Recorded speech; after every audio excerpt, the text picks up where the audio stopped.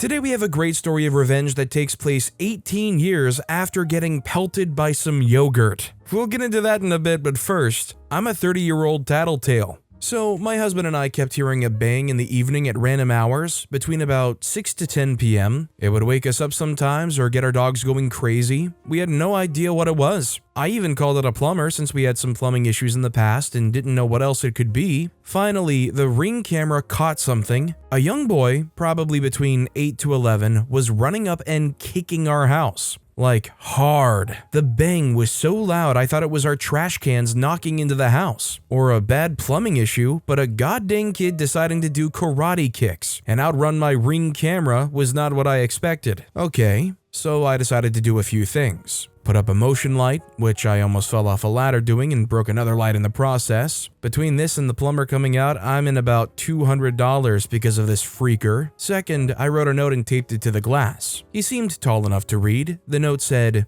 "To the child kicking our door, we know who you are. We have you on camera every time. We told your parents. We will contact the police next time. Please stop scaring our dogs." I'm bluffing because I want him to stop. I cannot figure out his motive except to cause chaos in my household, so I needed to try to scare him. So last 2 weeks, nothing. I figured my note and light worked and the freaker was scared. I took the note down last night. Then tonight, bang, the loudest one yet. What the freak? I go outside because I'm mad now, and I see a children's mermaid kickball in my front yard. I'm keeping it. The freaker kicked into my car. I see no kids. I'm so angry, I kick the ball into my fenced-in backyard and go back inside. About 30 minutes go by and I hear another bang. I look out the window and I see this little idiot running down the street laughing. I am furious. I'm about the size of Sydney Sweeney if she was also an Adam Sandler type woman. I'm wearing cute polka dot Victoria's Secret PJs and I just did my everything shower with an at-home blowout. I'm in no mood. I push my husband out of the way and put on my running sneakers with no socks. I book it down the street and I see the little crap stain run inside a house. I run up the driveway and kindly question some younger girls, his sisters, to find out where his parents were. They said his mom was in the backyard. I went back there and told her straight up, "Your son has been kicking my house for 2 months. I have it on video. He's scaring my dogs. Ask him to stop." She said okay and thank you. I said thank you and left. As I walked home, I see my husband running up to me because he didn't know where I went. I told him I handled it. Then, as if on cue, I hear the loud whining of what sounded like a young boy between 8 to 11 finally getting justice served. I've never met this kid in my life. I want to know why. Why did he target us? Did I wrong him? Or was he just a random crazy kid? Sometimes life is chaos. I think that kid was just being a weird, dumb kid and for some reason, they locked their sights on your house. I'm gonna go out on a limb here and do some kid logic and assume maybe to that kid, your house just looked the most kickable. OP ever consider that maybe? Okay, Royal 6055 wrote, "I got a text message saying, 'I'm going to R-word you tonight' last year. I immediately call the number, but of course nobody answered. Then I get, 'Now I'll do it tomorrow too.'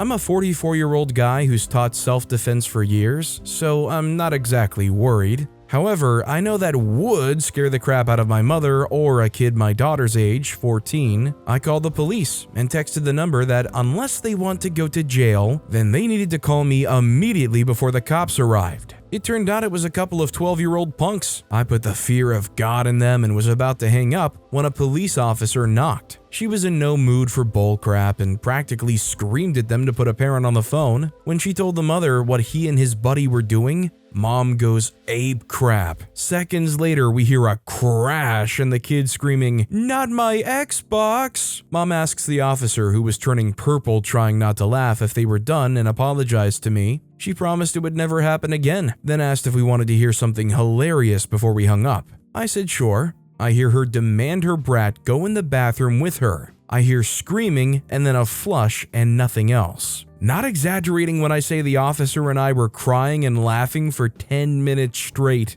Also, hi, I'm Steven, and if you guys enjoy awesome stories of revenge, it would be amazing if you left a like or left a review if you're listening to my podcast. That said, our next story is, bought a chore chart to prove a point. So my husband can be childish and overconfident or jerkish at times, especially when he believes that he's right. To give a better picture, last year my husband and I separated because he was having a midlife crisis. But we're now working through it and trying to fix our marriage. I work full-time and he's been unemployed for the last 8 months. Since the separation, he'll point out things that I supposedly have not done or not correctly. I was getting annoyed and told him that if he doesn't like what I'm not doing, that he could be doing them and that he does. So I bought a chore chart and wrote all the daily, weekly, and monthly chores on the board and checked off what I'd already done for the day. He saw it and got mad, asking what the heck this was. I told him I was doing chores without being asked. Which have you done? He got mad and walked away. Unironically, as somebody who is terrible at staying organized and on task, I don't think a chore chart is a bad idea. It might not necessarily accentuate the decor of your home or your apartment or whatnot, but it probably would be helping keeping me a bit more respectable. Same challenge 481 wrote,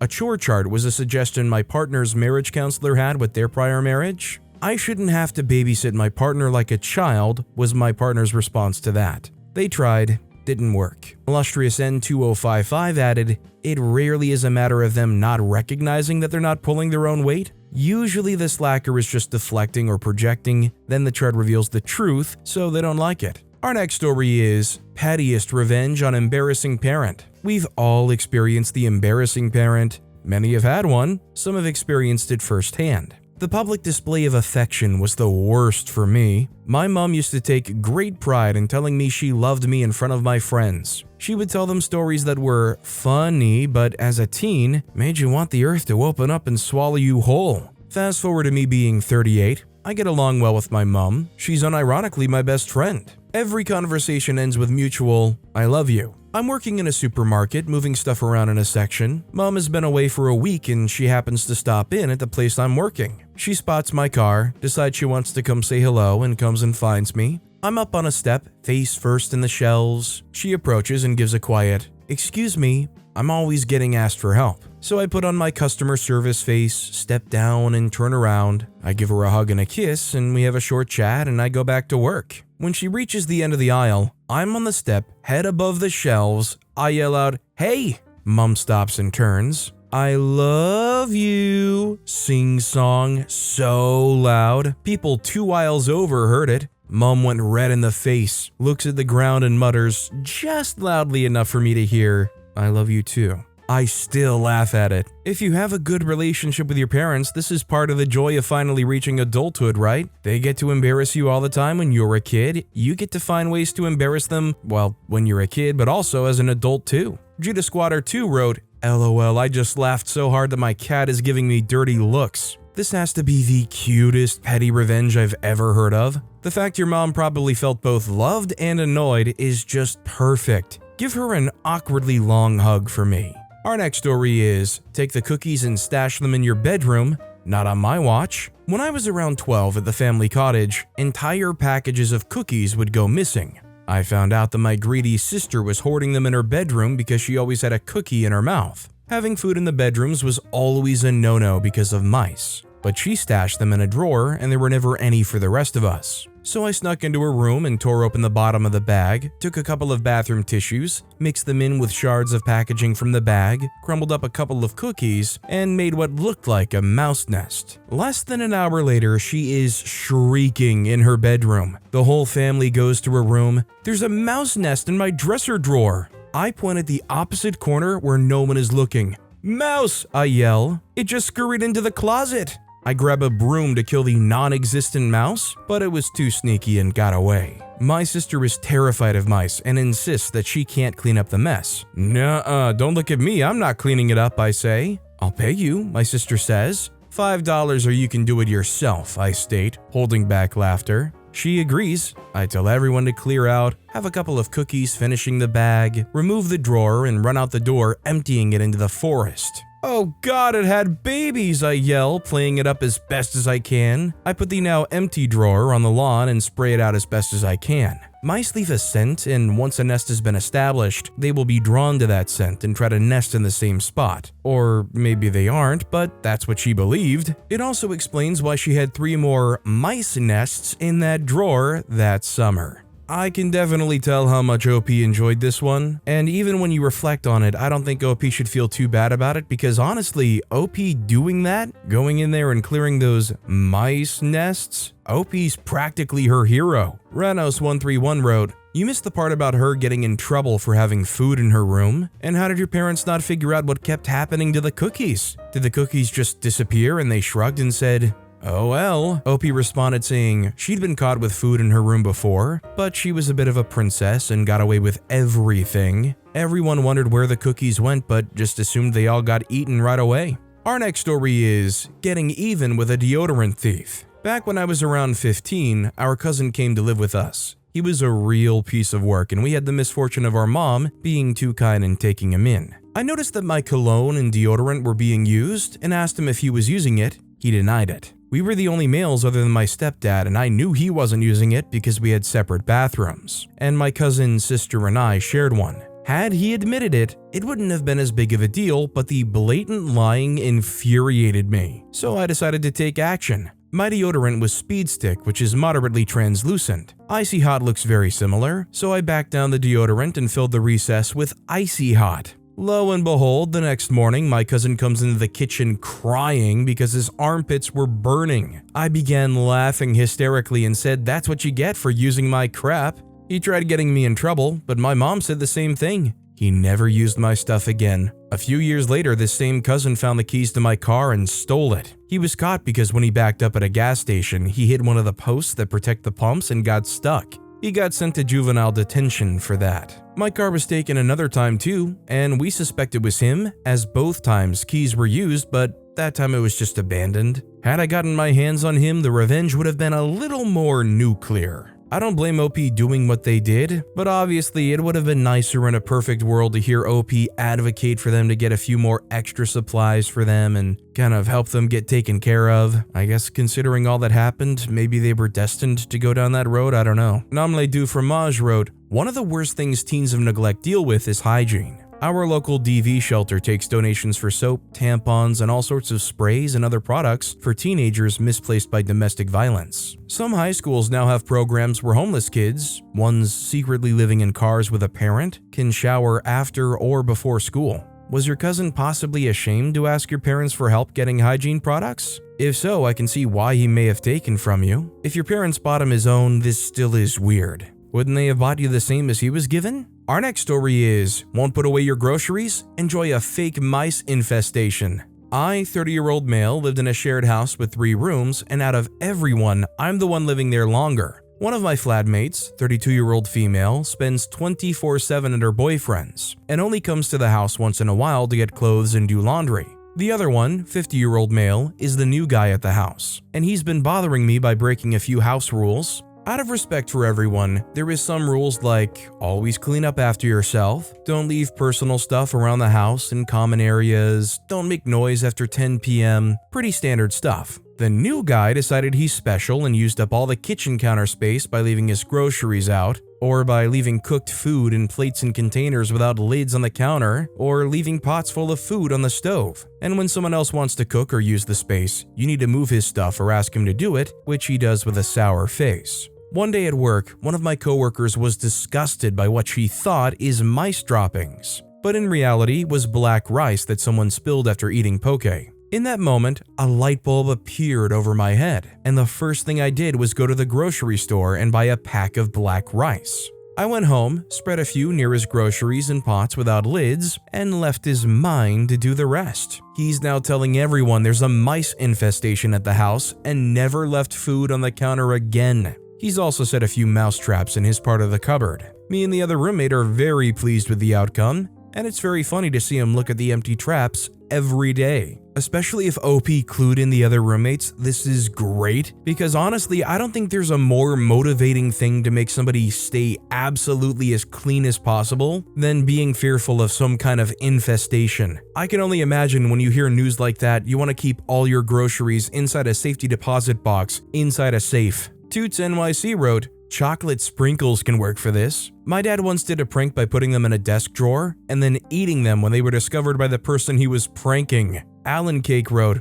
"Ooh, my boss got one of my coworkers good with one of these pranks. We worked in a pub, and the Baileys, cream liqueur, optic always gets caked and gunked up if you don't stay on top of it. One day, my boss was cleaning the optics and pulled the brownish/creamish streaked, shiny, gooey clump out of the end of the Baileys one. Being an evil man, he went to my coworker in the back with a worried look on his face, showed him the gunk on his finger and said, "I've had a pain in my right ear for a few days. I just had a popping sensation and this came out of my ear." Then, while the poor guy was looking on in horror, thoughtfully sniffed the gunk and popped it in his mouth. Our next story is handling bullies with my usual method. Good now, everyone. Bit of context, I'm intersex, autistic, got ADHD, EDS, have a weak heart, and a few more traumagenic disorders from abuse at home. Yeah, I know. With luck like that, I should stay far away from the lottery. But hey, at a point in time, I didn't know any of this, and I was just the weird kid. And you know how it goes for weird kids. People think we make good targets. But I actually don't have a history of getting bullied. See, the biggest such attempt happened in middle school. Poor butt. Philly ghetto middle school where crap happens and no one snitches. It was like a scene right out of a crappy straight-to-TV teen movie. Got my stuff out of my locker, ready to head home for the day, when all of a sudden someone else's leg makes good friends with my own and I make good friends with the floor. Cue raucous laughter from all witnesses. Oh yeah, the pecking order was gonna get decided right here and now, and brother, it wanted me at the bottom. Now, maybe this part makes me the jerk, but I don't actually know who tripped me. Doesn't mean I don't have to do anything about it. I've been through this before, and I'll solve it the same way my idiot mama taught me to. I look around, make an educated guess, one click, known for being rowdy, walking away, definitely next to me when I tripped. I decide on the one that would have been closest to me. Now see, with a weak heart and not exactly being male, I was never really physically fit. So I can't get into a fight, I'll lose. Luckily, they already turned their back, so I scramble up behind them, wrap my arms around their ankles, and lift. Adrenaline is freaking magic. Because not only did I lift this kid off the ground, but I pulled his ankles all the way to my standing height before his head clacked against the floor. And then I left, went home. I guess everyone was too shocked to stop me, but it was only on the walk home I heard they were looking for me. Yeah, like I'm gonna walk into a losing fight. Same way I handled it in elementary worked out here. Oh, I might be the freaking weird kid alright, but I ain't a target. Message sent. Start crap with me, and you aren't getting out of it clean. Luckily, I went to a real nice high school and I never had to fight anyone there. Maybe not the most satisfying revenge to me personally. I actually hate hurting anyone, but heck, the people I tell this to tend to love it, so here's my petty revenge story. Might be too serious for the sub, I don't know. We were kids get into scraps, and the worst injury was a bruised ego, so fine if you delete it though. I ain't gonna argue. When I hear stories like this, I just can't help but think to myself, kids are so dumb. Pecking orders in high school, picking on kids. Tales about shoving kids in trash cans and lockers should be funny fictional stories, not actual things that happen to people. One of my friends back in high school actually was picked up and put into a trash can. Brief Infinity 344 wrote, "This is so sad. Bullying is so toxic." Opie responded saying, "Yeah, luckily it never got too bad for me outside of home."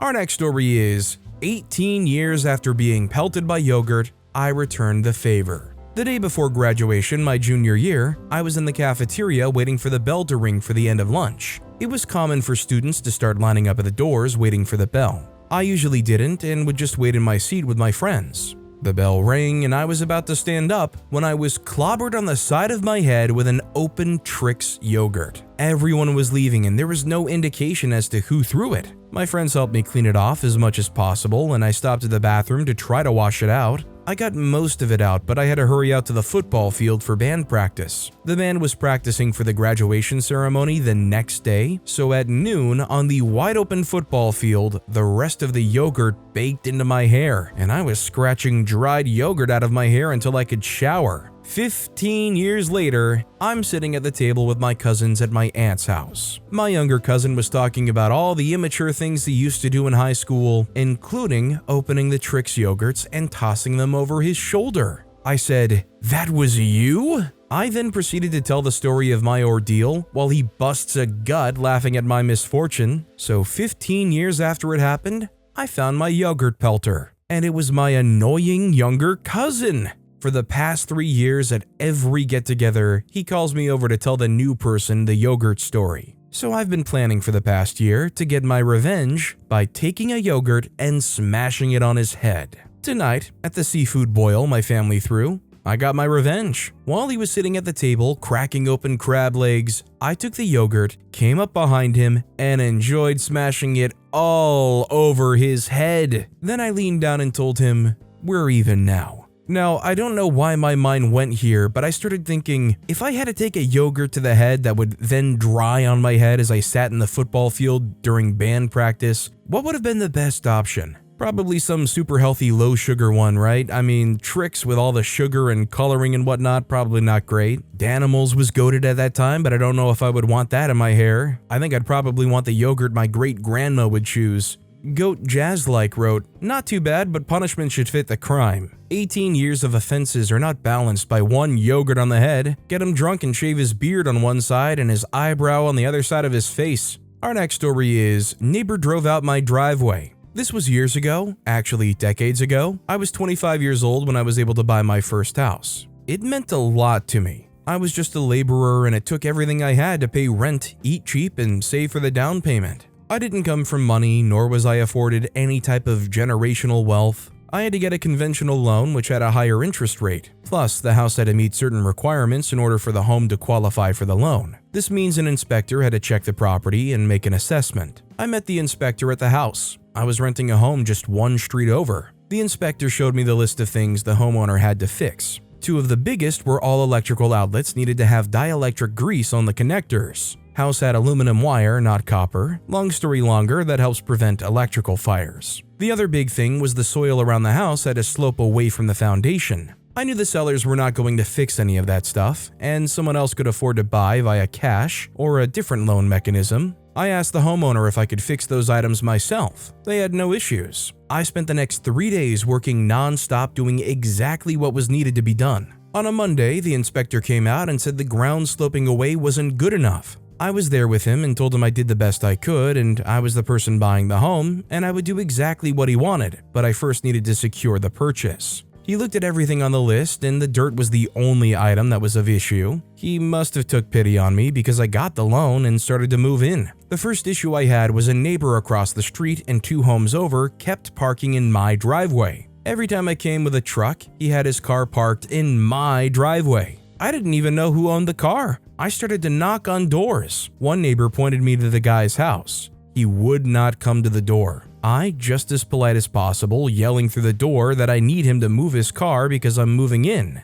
After 10 minutes, nothing. So I went back and, not very politely, told him his car was now on a tow truck and I was giving him the tow truck's company's card on his porch. It was amazing how fast he got to the door then. He opened the door and ran past me only to see his car still parked in my driveway. He turned around and said I lied. I said his car will be towed in about 5 minutes by the company I worked for, Tow Jam. He moved his car right then.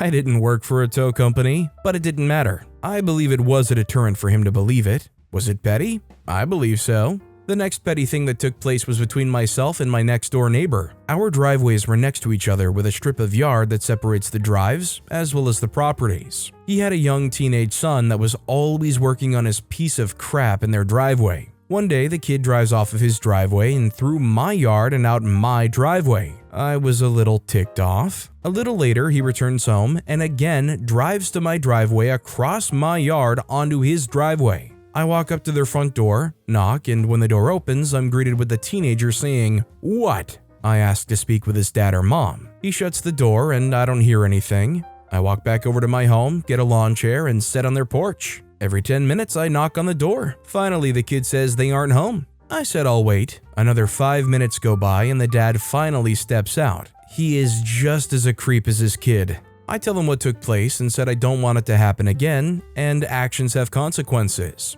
Well, it happened again and now I'm really ticked off. I go and pull up a couple of dead rose bushes and plant them in the corner of my driveway. Go and knock on the door, and when the father figure appears, I walked him out and showed him my beautiful dead rose bushes. He noted that the bushes were dead. I asked him if that was his first house, and he said no. I said this is my first home and I needed him to respect that the rose bushes were a symbol, that I could very easily plant spikes that would puncture tires, not thorns, on a beautiful brown rose bush. He looked at me, nodded, and went back inside. I heard yelling, and from then on, his kid didn't mess with my property. I want to add that I've been petty my entire life. Countless amounts of planning and being eat up with these types of silliness after a lot of therapy, and can finally say I'm a lovable, well-adjusted, petty freaker. I'm just glad for OP that after they planted those rose bushes and made that display that they actually listened, and that was that, because when OP said he was just as creepy as his kid, it could have been much more worse.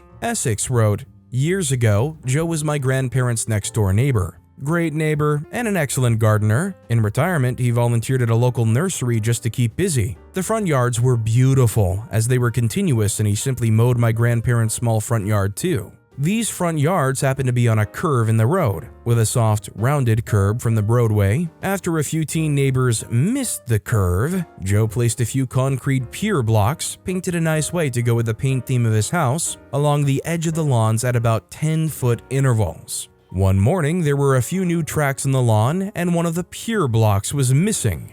Joe found the pier block about a few houses down the street. He just had to follow the trail of oil on the road. Oh, and the oil trail continued on about another block to a disabled car on the side of the road. I miss Joe. Our next story is how I dealt with a noisy neighbor. There's always noise coming from my neighbor. Loud music, video games, a non-stop thumping sound, which I have no idea what that is. I had to move my bed away from the wall because I couldn't sleep at night due to the noise and vibration. There are several tenants surrounding his apartment, so I'm sure the noise is heard by other tenants too. He's known in the area to be unfriendly and intimidating, so no one's confronted him directly about the noise. My apartment's management sent out flyers to all tenants about noise, but clearly he doesn't give a dang. I was fed up, and an idea popped up: a massage gun.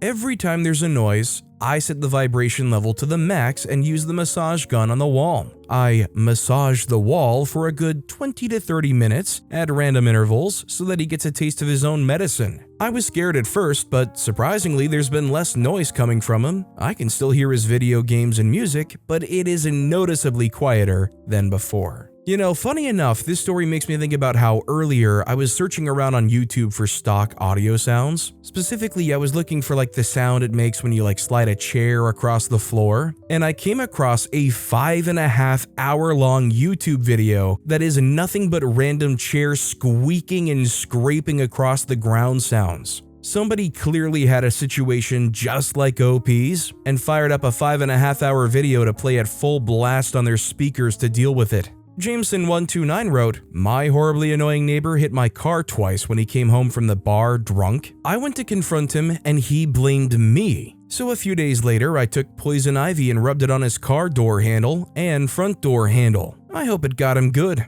I'm not allergic, so no biggie for me." But with that being said, that's all the time we have for today. Now, if you want to hear another absolutely awesome revenge story, check out that video on the left. Or if you missed my latest video, check out that video on the right. That said, I'll see you all next time with some more stories.